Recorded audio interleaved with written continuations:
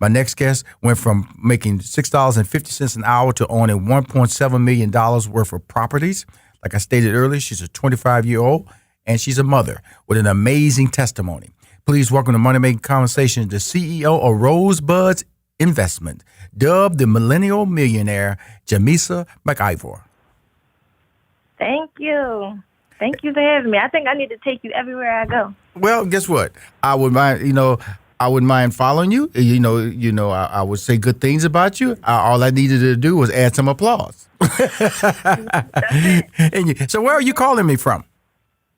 So I'm in Pennsylvania. I'm originally from Philadelphia, and I just moved to upstate Pennsylvania. Okay, about cool. 2 hours away from there. So you're a Pennsylvania native? Yes. Okay, cool. Born and raised. Good. So what exactly is Rosebud Investments? Rosebud Investments is the company that I started, but I like to say that it's more of a lifestyle. Mm-hmm. So what happened is, when I was about 19 years old, my grandmom, which is my dad's mom, she started to ask me questions about the house that she lived in. Like, if something was to happen to me, what would happen to my house? What would happen? All of those things that I clearly didn't have the answer to.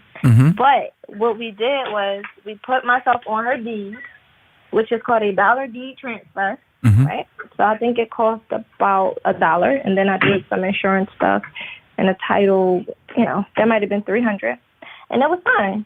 So remember, I'm 19 years old. At that time, I had one child, and that's when I was being the best cashier in the world. I got to talk to you guys about that, being the best cashier in the world. But what happened is she did a dollar deed transfer with me. She put me on her deed, and it was fine. It literally meant nothing to me because this was the house that she had lived in my whole entire life. So I didn't understand the dynamics of what was done.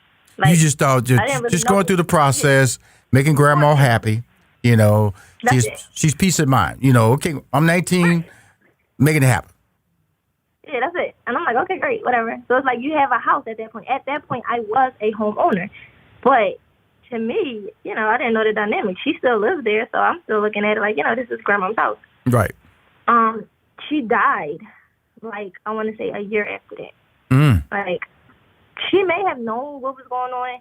I will say that she wasn't the healthiest person. She was overweight, and she had breathing problems, like a COPD, which started off as asthma, but then gradually, kept going. So she wasn't the healthiest, which may have sparked that conversation that she had with me. Yes. When she did. So she died. Wow. Literally, it was sudden. Right. It was unexpected. She died. So she's passed away, and you now have this house in your home. In your name, excuse me. So now this is the thing. It's in my name. Now, that's when reality actually set in for me, because it's like, okay, this was my house, but now this is like my house. You mean like the maintenance, the taxes, like all of this is mine, right? Because remember, her living there, I didn't have to do anything. She kept everything as is, really. Right. Right. Whoa. So at that point, that was my first brush with reality. Like my first, okay, you have to be responsible. Like this is something that you're going to have to do. And at that point, I was pregnant with my second child. So here's this little girl. And if you ever have the pleasure of meeting her, the way that she is now is exactly how she was then, meaning she gave me a run for my money the whole time, right? So during this part of my pregnancy, my water bag ruptured. It didn't break. They had me on bed rest. She was putting me through the motions, and I did not have time to really, do all of the things I ended up doing anyway. So the first step after she passed away was I had to go through the family feud. Money tends to bring out the best and worst of all people. Right. So you have to keep in mind that I am her grandchild, but she has 10 grandchildren, right? She also has children who are twice my senior, my father being one of them. Then I have 3 uncles and an aunt, and they're all older than me, much older than me. Right. And you got the house at 1920. By myself. She gave it to me. Man, listen. So that didn't go over too well with people. My grandmom's request when she gave me the house, though, they were really specific. One, she wanted me to be the landlord of the house. That was the family house. She didn't want us to sell it because that's all we had. I remember her saying, "This is all we got." I'm like, okay. So she wanted me to be the landlord. I'm responsible if anybody lived there. They would have to pay me rent. She didn't want anyone arguing over it. And that was pretty much it. Well, that was a request that she made, but we know the arguments came. So, listen, and that's what I was going to say. Like, that was almost impossible. What she was asking of me, I mean, she know who we related to. That's why she gave it to me. Not them. You want them to pay me. Grandma, they don't pay me mine. Hello? Like, so she pretty much set me up, right? Right. So, yeah, the arguments came. Everybody wanted to live there at once. They were going to pay me $300 for rent. I mean, the taxes were $1,000, so you go figure. What am I going to do with? Like, hello, you know. Right. Mm-hmm. And grandma was grandma too, so now you have that deferred maintenance because you know she thought she could fix everything. Right. Lord knows the type of stuff she was plugging and sealing in there, so you know that was an issue as well. But I do remember in the very beginning trying to honor her wishes. I said, okay, let's fix it up together. Let's do X, Y, Z. There was no togetherness. They didn't want to do anything. It just was really, really bad. So I remember he's my husband now, but at the time he was my boyfriend. So we started to seek out contractors. And this was my first experience with anything like this. So we finding anybody. Like we on Angie's List, like Craigslist, like, you know, finding contractors. Well, you trying to find the cheapest rate too in contracting. Yeah. You know, you trying to get a deal on a deal. And so I understand where you're coming from. So listen, I'm a cashier. Help me fix it. Mm-hmm. Now, this was the first aha moment that I wasn't paying attention to. Every contractor that came, I mean, the numbers were constant, 40,000, 50,000, numbers that was unheard of to me at the time. I'm like, huh? Like, yeah, the foundation is off. I'm like, the foundation, she lived here. Like, the foundation is fine. Like, the house not falling down, you know. They're killing me. But one thing that remained very, very constant was that you might as well sell it. I'll buy it right now. Like, it was pressing. Like, everybody who can't sell it right now. I had this one contractor, like, yeah, look, I'll walk you to my truck right now and write you the check. I'm like, huh? Like, they wanted this house really, really, really, really bad. Mm-hmm. But them two were giving me numbers like, yeah, the most I could give you was 70,000, you know. The most I could give you was 70,000. And I'm just like, And they probably saw me coming, like, they see this little girl with 70,000 more than she probably ever had. Mm-hmm. But I didn't settle for that. Well, we're going to hire you. We're going to put a high repair rate. Look at that. The slab is breaking. The roof about to fall on you. I'll take it off your head for like $60,000, okay? Listen, because they're going to cost you $100,000 to fix everything. You don't want to be burdened with this. That's what they tried. Didn't work out, though. So I'm a very headstrong person. Very headstrong person. Now, what ended up happening was the guy who lived next door to my grandma, really well-shaved, suit and tie, nice, little, maybe a lawyer, I don't know what he is. He became my friend because I had to go back and forth to the hospital. And when my family would break in, because they started doing stuff like that, like breaking and squatting, unplugging the deep freezer, letting all the food go bad so the house would smell, like they started doing really bad stuff. So he saw the hard time that I was having. So he would just contact me when something would go wrong. Like, hey, somebody in the house. They sneaking in. I see they sneaking through the back window. You might want to come over here. He wasn't trying to have all that chaos next to his $300,000 house. I know that's right. See right there now, $300,000 house. They offering you $70,000 house, and this is crazy.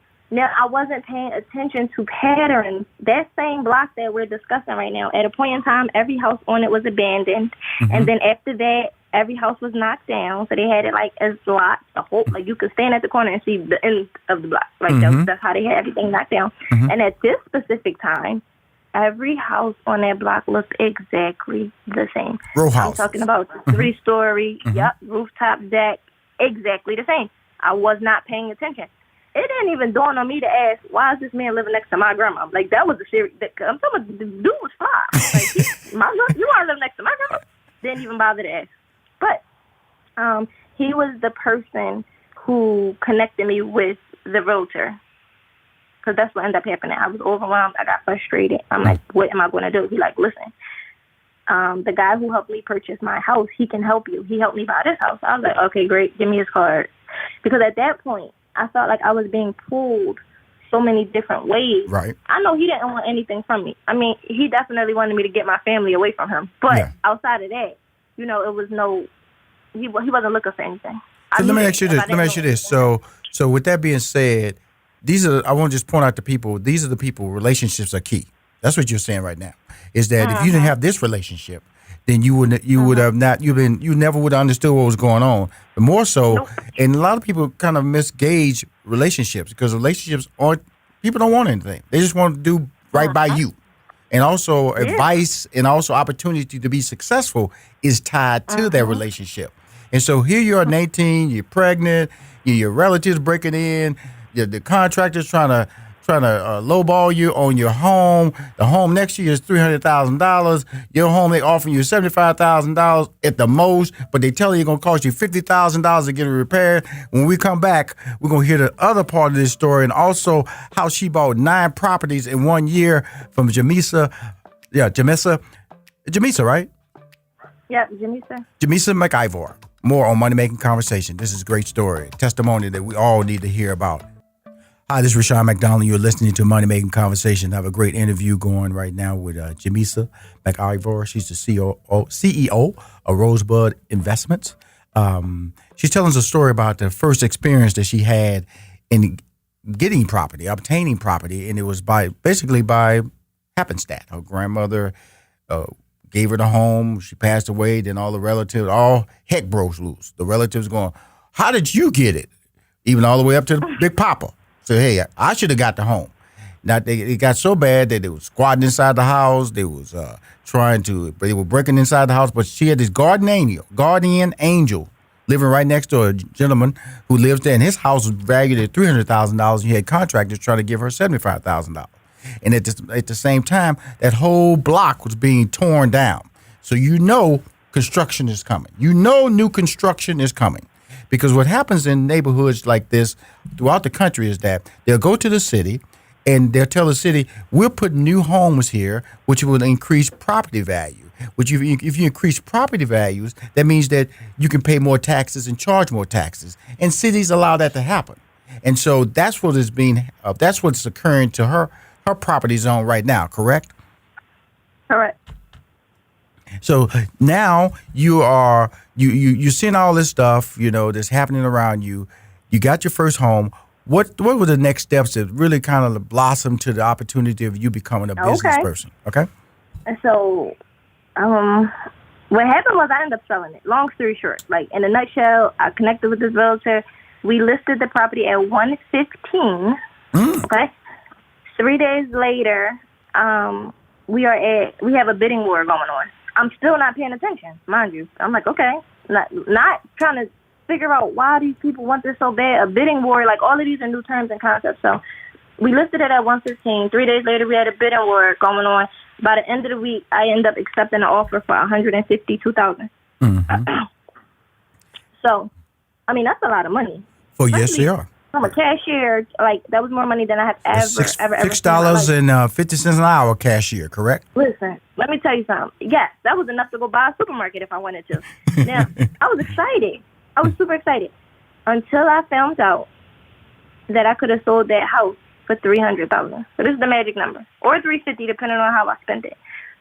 When I found that out, I was like, well, what did I miss? At that point, I felt like I missed something. I left money on the table. I was upset. And that's when I realized that education is so, so, so important. Like, having a plan, like you said, is so important. She gave me the house and said, that's all we got. And that's all she knew. So she couldn't tell me any more than she known to be true herself, Because at a certain age, that's that complacency. She older. She used to what she used to. She worked for it. She got a house. That's it. That was it. Because I felt like that was the American dream. Maybe I guess I want to say she was a baby boomer. Is that what they're called, baby boomers? Because I know we're millennials.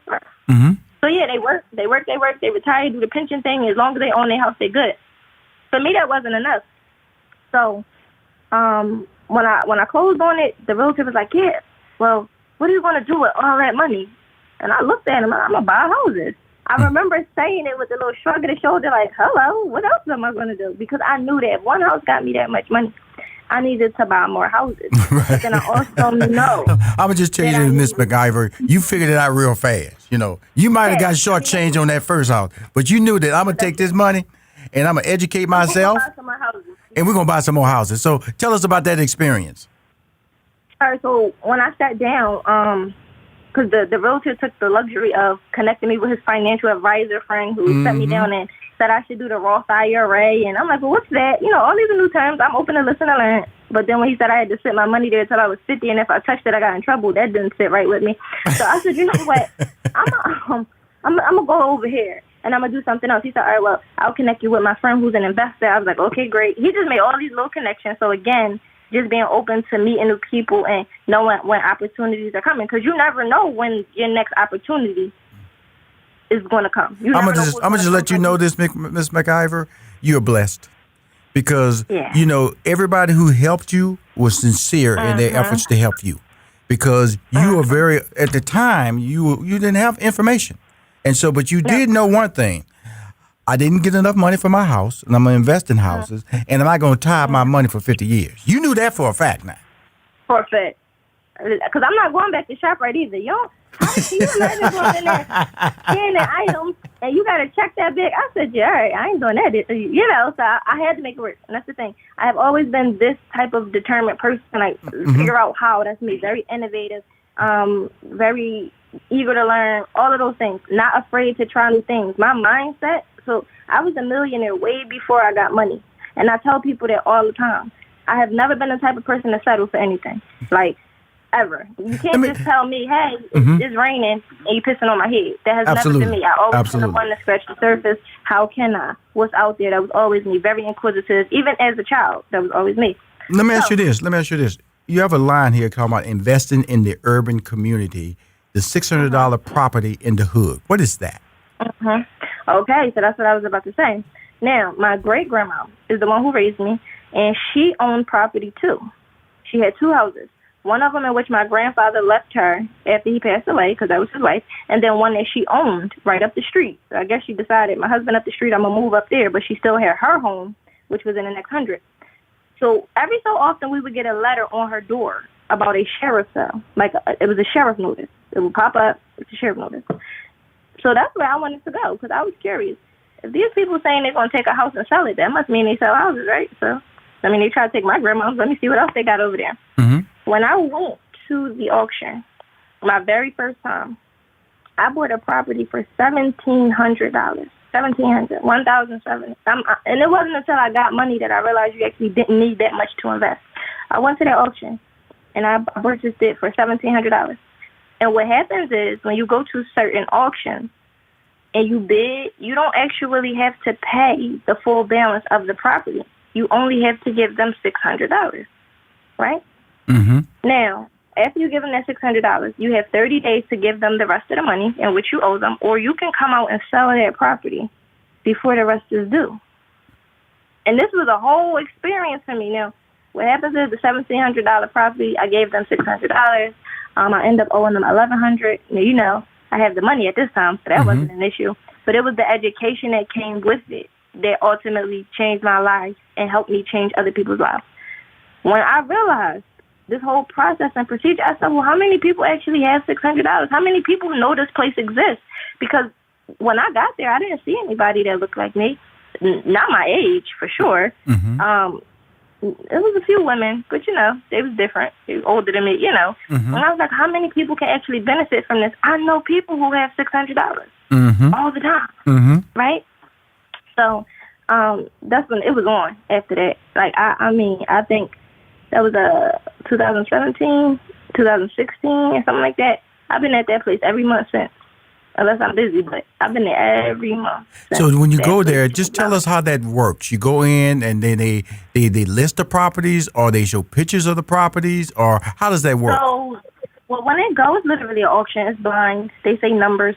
I have created a strategy in which I know which houses are going to be for sale prior to. Like, I could tell you right now, sales all the way out until January, because I have made it my business to master the craft of it. But if you just show up, they'll just say the property address, and they'll give you the numbers, and you bid on it. It's like a car auction. It's just not as fast-paced.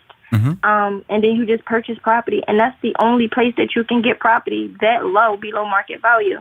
But I even take it a step further. If I know that you're losing your house, I'll buy it from you before the sale, so I can help you, you know, not lose everything. Because what happens is a lot of these people are losing their properties, and they walk away empty-handed, and they don't have to. Just because of lack of knowledge. They don't know. They feel like, oh, I got to notice I'm losing my house. There's nothing I can do. No, it's actually still your house up until they bang the gavel. It's not about what you know. It's about what you don't know. Mm-hmm. Ignorance is not bliss. It is very harmful. Mm-hmm. Mm-hmm. It is very, very harmful. So with your company, Rosebud Investments, so do you have clients? How does that work? Because we have 2 minutes left in this interview. I want to make sure we get that out about Rosebud Investments. Yeah, listen, I have a lot of clients all over New Orleans, Miami, Atlanta. What happens is I hold your hand through the new investor process, and it's personalized. So I'll help you create a step-by-step blueprint for yourself, no matter where you are. If you have credit, no cash, I'll talk to you about leveraging your credit, purchasing properties with credit cards. If you have cash, no credit, I'll talk to you about building your credit. I even give my clients $14,000 worth of unsecured credit to boost their score.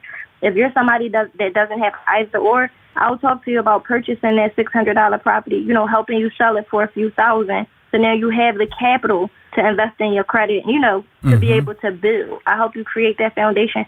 I have helped hundreds and hundreds and hundreds of people become homeowners without the whole mortgage thing, the tax returns, the 800 credit scores. Like, I help people from ground level. Because a lot of people, they have it misconstrued. They think you need credit in $1 million and cash. You don't need that. You just need to be educated. So that's what I do. I educate you. I hold your hand through the process. I walk you through the door. You get a house. You're happy. I'm happy. We celebrate. And we keep it going. We keep it going. And all this started because your grandmother had a vision. Yep. Had a vision that you didn't understand. You was just a cashier. Had one child, another child on the way. Was given a house due to the sadness of her passing, and all heck broke loose with the family. We got 53 seconds left. How is the family treating you now? Oh, man. I mean, it's different being a millionaire. I told you I had to move 2 hours away. They respect it. They respect it. If nothing else, I mean, they respect it. I created a legacy. So Rosebud Investments is actually named after my grandmother because her name is Rose. I created an empire. I was able to reach back and retire my great-grandma. I changed lives. They see me doing it. And they had no choice. I mean, they see me. They like me. They're like, I heard your interview. I saw you doing this and that. Oh, my friend told me you have to get a house. So well, good. They kind of got on board with it. Okay, cool. Well, I got to wrap this up. I want to tell you, I want to promote your brand. I want to promote who you are. She's from a cashier for $6.50 an hour to owning $1.7 million in property. A story to be told.